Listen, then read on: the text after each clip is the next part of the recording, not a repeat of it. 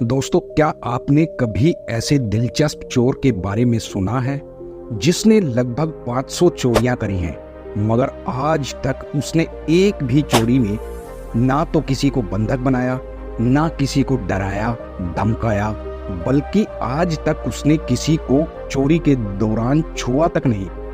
ऐसा दिलचस्प चोर जिसके आने की खबर लगते ही पुलिस और शहर के अमीरों की हवा खराब हो जाती थी।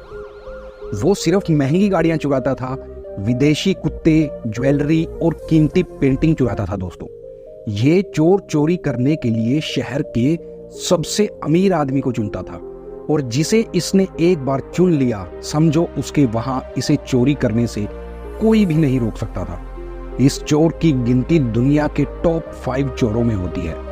इस शातिर चोर पर बॉलीवुड की एक फिल्म भी बनी थी। वह चोरी करने के लिए क्या क्या तरीके अपनाता था, किस समय वह चोरी करता था और कितनी बार वह पकड़ा गया। तो चलिए दोस्तों, आज आपको बताते हैं इसके बारे में। वीडियो शुरू करने से पहले जल्दी से चैनल को सब्सक्राइब कर दें।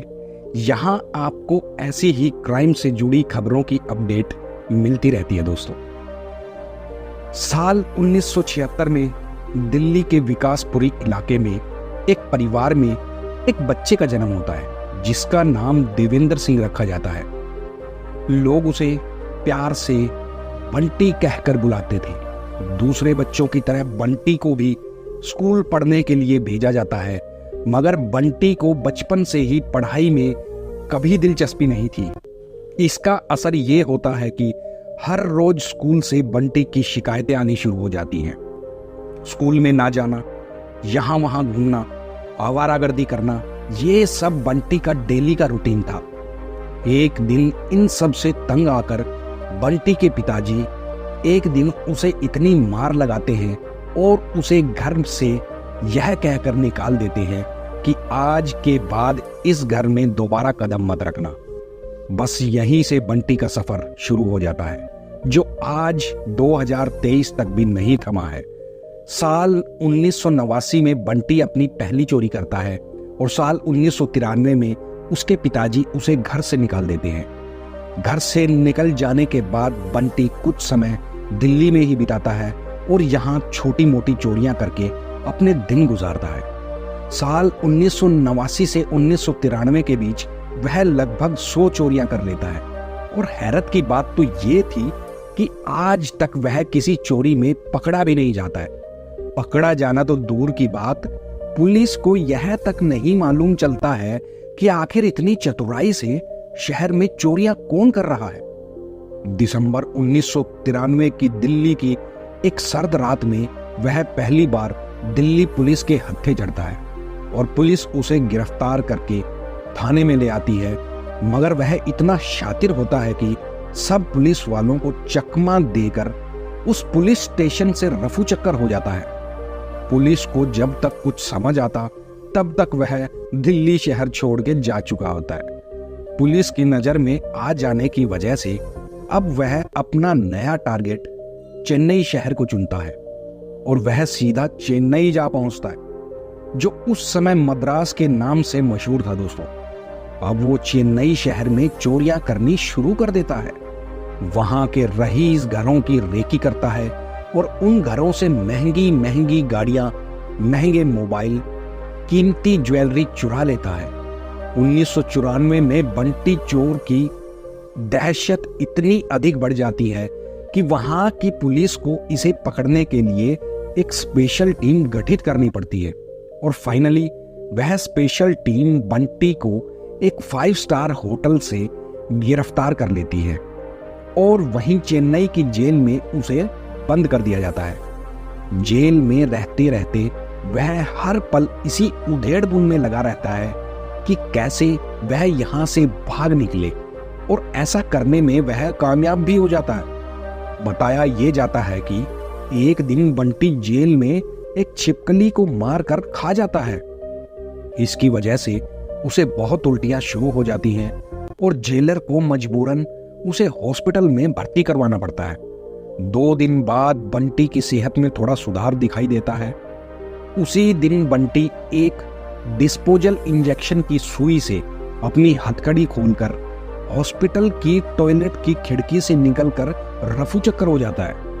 अस्पताल से निकलने के बाद वह सीधा चंडीगढ़ का रुख करता है और चंडीगढ़ आ पहुंचता है। यहाँ 2-3 दिन रहने के बाद बंटी यहाँ भी अमीरों के घरों में चोरियां शुरू कर देता है। मात्र 20 दिन में ही बंटी 10 घरों में चोरी को अंजाम दे देता है। उसके बाद चंडीगढ़ पुलिस एक दिन बंटी को गिरफ्तार कर लेती है। आप अंदाजा इस बात से लगा सकते हैं कि इससे पहले बंटी को 2 बार गिरफ्तार किया जाता है, मगर वह उनकी गिरफ्त से छूटकर रफू चक्कर हो जाता है और तीसरी बार भी वही होता है। चंडीगढ़ पुलिस उसे थाने में ले जाती है, मगर बंटी ऐसी जुगत बिड़ाता है कि वह पुलिस थाने के बाहर की कुंडी लगा देता है और पुलिस इंस्पेक्टर की स्कूटी वहां से लेकर फरार हो जाता है। इसके बाद बंटी अंडरग्राउंड हो जाता है। पुलिस जगह जगह छापेमारी करती है, मगर वो शातिर पुलिस के हाथ नहीं लगता है। इस दौरान पुलिस को यहाँ वहाँ पूरे देश में बड़े बड़े शहरों से चोरी की खबरें मिलनी शुरू हो जाती हैं और लगातार मिलती रहती हैं और हर जगह से कीमती घड़ियां, ज्वेलरी, महंगे मोबाइल ही चोरी हो रहे थे दोस्तों। इन सब की चोरी की सूचना पुलिस को मिलती है। चोरी के तरीके को देखकर पुलिस को यकीन हो जाता है कि इन सब चोरियों को बंटी ही अंजाम दे रहा है। पुलिस समझ जाती है कि बंटी अभी जिंदा है, मगर बहुत छापेमारी करने के बाद भी पुलिस बंटी तक नहीं पहुंच पाती है। साल 2002 में बंटी साकेत में एक बड़े बिजनेसमैन के घर पर चोरी करता है। इस चोरी में बंटी कीमती सामान के साथ बिजनेसमैन की पत्नी और बेटी की बड़े फ्रेम वाली फोटो अपने साथ ले जाता है और उस फोटो को बंटी अपने दिल्ली मयूर विहार के किराए वाले घर में लगा देता है। आस पड़ोस के लोग जब पूछते हैं कि यह कौन है, तब वह बता देता है कि ये मेरी पत्नी और बेटी है। अभी यहीं पर रहकर बंटी चोरी की घटनाओं को अंजाम देने लगता है। लेकिन साल 2002 में दिल्ली पुलिस की स्पेशल टीम एक बार फिर से बंटी को गिरफ्तार कर लेती है। 2 महीने जेल में रहने के बाद उसे फिर एक बार बेल मिल जाती है। इस बार बंटी सीधा केरल का रुख करता है। केरल पहुंचने के बाद वहां फिर से चोरियां शुरू कर देता है और 2007 में वो तिरुवनंतपुरम के एक बड़े NRI बिजनेसमैन के घर चोरी करता है। वहां से एक लग्जरी गाड़ी और हीरो से जड़ी एक घड़ी चुरा लेता है। ये एक बहुत बड़ी चोरी थी दोस्तों। चोरी के बाद केरल पुलिस सतर्क हो जाती है और बंटी को कुछ दिनों में ही धर दबोचती है, मगर वह इतना शातिर होता है कि इस बार फिर पुलिस को चकमा दे देता है और वहां से फरार हो जाता है। पुलिस जितनी मशक्कत से बंटी को पकड़ती थी, वह उतनी ही आसानी से पुलिस के चंगुल से फरार हो जाता था और इस बार वह सीधा मुंबई चला जाता है। मुंबई पहुंचने के बाद वो एक बार फिर चोरियों का सिलसिला शुरू कर देता है और पुलिस को चकमा देता रहता है। एक दिन बंटी एक चोरी की गाड़ी में कहीं जा रहा था, तभी 2 पुलिस वाले उसे पहचान लेते हैं कि ये तो बंटी है और उसे गिरफ्तार कर लेते हैं। बंटी दोनों पुलिस वालों को मना लेता है कि गाड़ी वो खुद ही चलाएगा और पुलिस वाले उसके साथ बैठकर पुलिस स्टेशन की तरफ बढ़ना शुरू हो जाते हैं।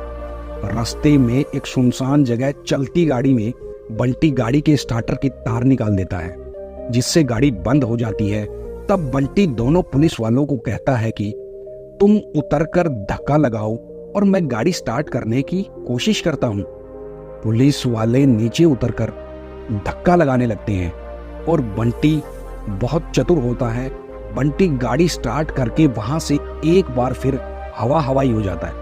2007 में ही पुलिस बंटी को कुछ दिनों बाद एक 5 स्टार होटल से गिरफ्तार कर लेती है और अपने साथ पुलिस स्टेशन ले जाती है।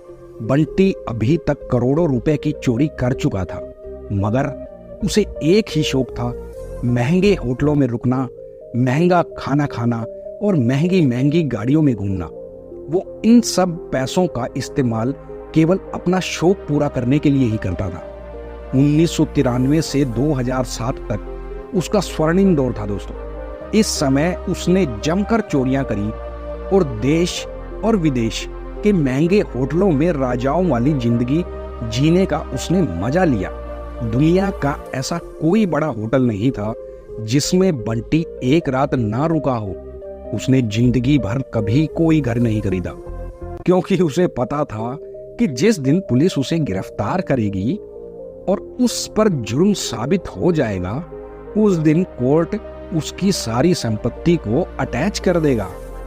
बंटी जब भी किसी नई जगह पर चोरी करने जाता था तो वो एक लग्जरी गाड़ी लेकर जाता था जो उसने पिछली चोरी में चुराई होती थी। वह उस गाड़ी को नई चोरी वाली जगह छोड़कर नई गाड़ी लेकर फरार हो जाता था। ऐसा उसने दर्जनों बार किया था। 2007 तक आते आते बंटी लगभग 500 से 550 चोरियां कर चुका होता है। लेकिन इस बार दिल्ली पुलिस एक बार फिर हरकत में आती है और बंटी के खिलाफ पुख्ता सबूत जुटाती है और बंटी को एक बार फिर गिरफ्तार कर लिया जाता है। कोर्ट उसे 3 साल की सजा सुनाता है।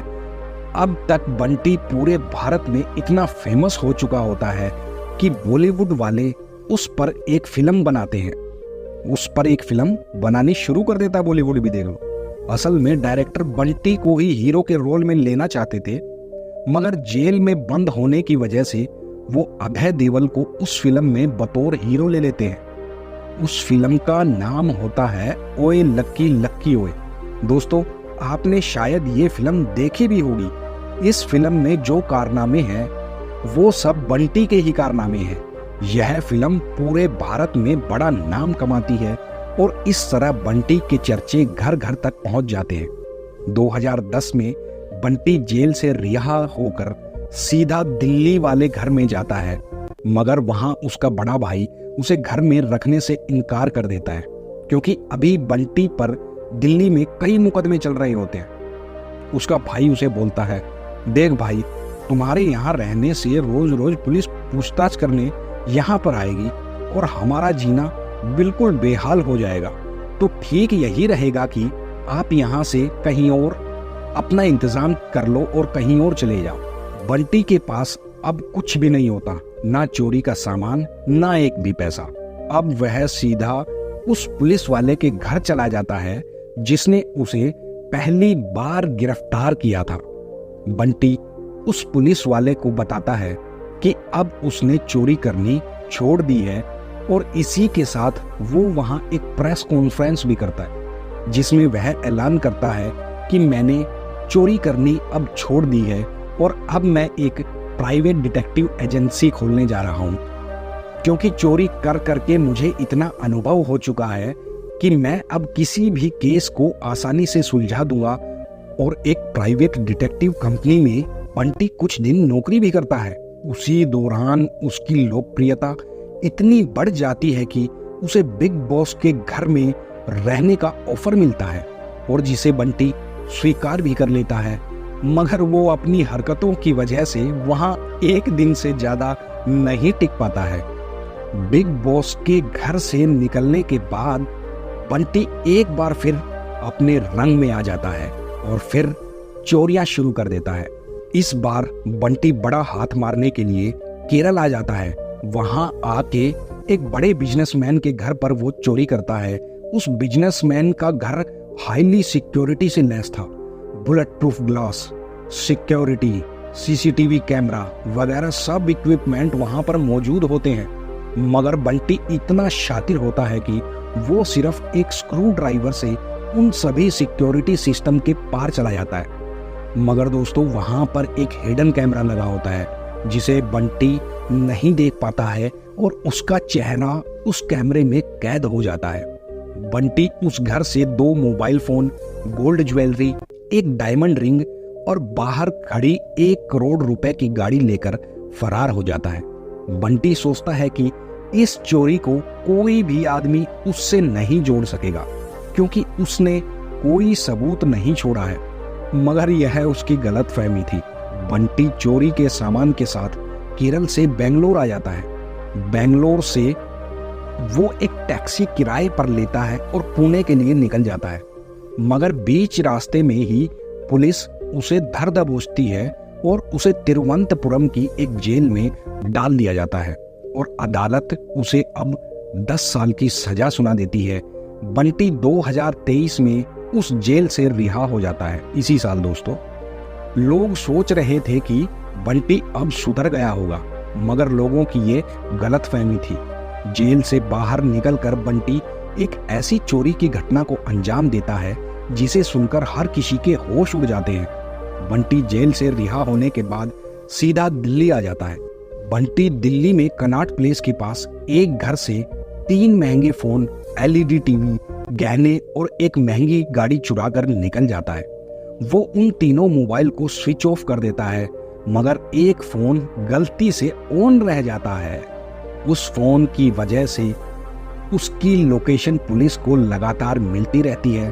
पुलिस उस लोकेशन का पीछा करते हुए दिल्ली कानपुर हाईवे पर बंटी को उस चोरी की कार के साथ गिरफ्तार कर लेती है। मगर हद देखिए, बंटी उस समय भी पुलिस का फर्जी आई कार्ड दिखाकर उन्हें बहकाने की कोशिश करता है, मगर इस बार पुलिस वाले बंटी के झांसे में नहीं आते हैं और उसे गिरफ्तार कर लेते हैं और एक बार फिर से बंटी को जेल भेज दिया जाता है। अब बंटी जेल में ही अपने दिन गुजार रहा था। दोस्तों, अब आते हैं मेन बात पर। बंटी के पास आखिर ऐसी कौन सी विद्या थी जिसने बंटी को इतना सफल चोर बनाया, यहाँ तक कि दिल्ली पुलिस ने उसे सुपर चोर का खिताब तक दिया था। बंटी ने एक बार मीडिया को बताया था कि वह चोरी करते वक्त हमेशा कॉन्फिडेंस में रहता है। वो जिस घर में चोरी करने जाता है, वो यही समझ कर जाता था कि उस घर में रखा वो सामान उसी का है। उसे बस घर के अंदर दाखिल होना है और वह सामान अपने साथ बाहर लेकर आना है। अपने कॉन्फिडेंस की वजह से वो कई बार बचा था। वह चोरी करने के लिए सुबह 4 से 6 बजे का समय चुनता था, क्योंकि उस वक्त या तो घर के लोग मॉर्निंग वॉक पर चले जाते थे या अधिकतर गहरी नींद में सोए रहते थे।